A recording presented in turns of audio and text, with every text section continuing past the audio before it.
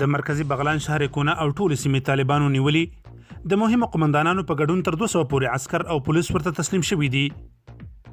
د بغلان ولایت د مرکزی بغلان ولسوالۍ شهر کونه او د یادې ولسوالۍ ټول سیمې د طالبانو تر بشپړ تسلط لاندې راغلي دي.